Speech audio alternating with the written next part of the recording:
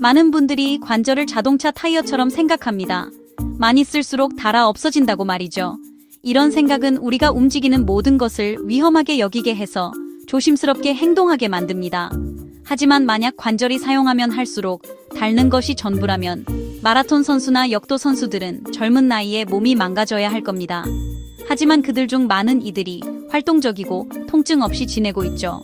우리 몸은 기계가 아닙니다. 끊임없이 스스로를 고치고 적응하는 살아있는 시스템이죠.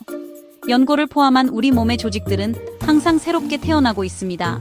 움직임은 미세한 손상을 일으키지만 동시에 몸에게 회복하고 강화하라는 신호를 보냅니다.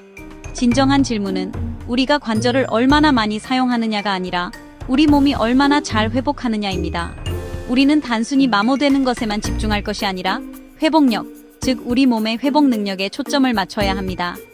이러한 관점의 변화가 관절 건강을 스스로 관리하는 첫걸음입니다. 오랜 미신에 도전하고 관절에 대한 더 희망적인 진실을 함께 찾아봅시다.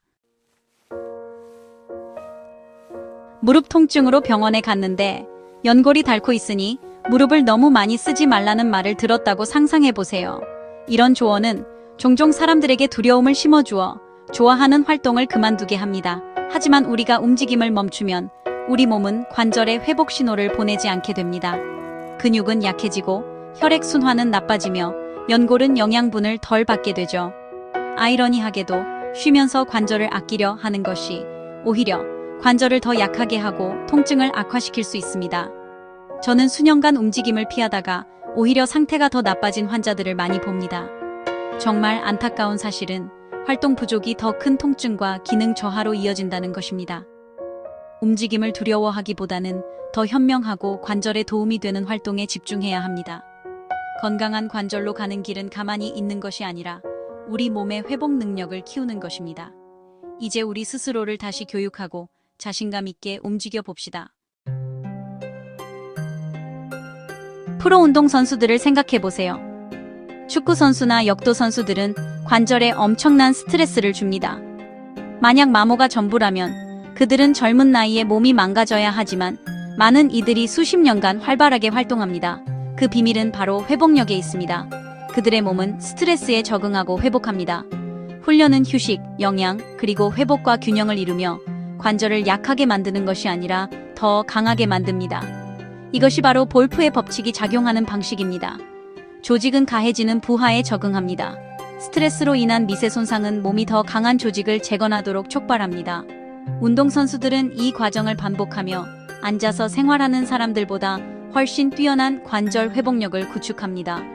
그들의 관절 건강은 운이 아니라 스트레스와 회복을 통해 얻어지는 것입니다. 진정한 문제는 우리가 관절을 얼마나 많이 사용하느냐가 아니라 우리의 회복이 스트레스에 잘 맞춰지느냐 하는 것입니다. 누구나 자신의 회복 역치를 향상시킬 수 있습니다. 교훈은 이것입니다. 사용 자체가 적이 아니라 불충분한 회복이 적이라는 것입니다. 우리의 회복력은 우리 몸 깊숙한 곳에서 나옵니다. 바로 세포의 발전소인 미토콘드리아입니다. 미토콘드리아는 음식과 산소를 ATP로 바꾸어 모든 회복 과정에 연료를 공급합니다. 운동을 하면 미세한 손상이 생기는데 이를 치유하려면 에너지가 필요합니다. 나이가 들면 미토콘드리아 기능이 떨어져 회복이 느려집니다. 이것이 우리가 나이가 들수록 상처가 더디게 낫는 이유입니다. 미토콘드리아 건강이 좋지 않으면 회복에 필요한 에너지가 부족해져 통증이 오래 갈 수 있습니다. 회복력을 높이려면 미토콘드리아를 잘 관리해야 합니다. 관절 건강은 단순히 엑스레이 사진에만 있는 것이 아니라 우리 세포의 에너지에 달려 있습니다. 진짜 문제는 관절을 사용하는 것이 아니라 손상이 회복 속도를 앞지를 때 발생합니다. 이것을 예산에 비유해 봅시다. 관절을 사용하는 것은 지출이고 회복은 수입입니다. 회복이 잘 되면 더 많이 지출할 수 있습니다. 달리고, 들고, 놀아도 관절은 더 강해집니다. 만약 회복이 약하다면 일상적인 활동조차 통증을 유발하고 빚을 쌓을 수 있습니다. 이것이 같은 활동을 해도 두 사람이 다른 결과를 보이는 이유를 설명합니다. 그 차이는 활동 자체가 아니라 회복력에 있습니다. 우리는 마모의 희생자가 아닙니다. 우리는 적극적으로 회복력을 높일 수 있습니다.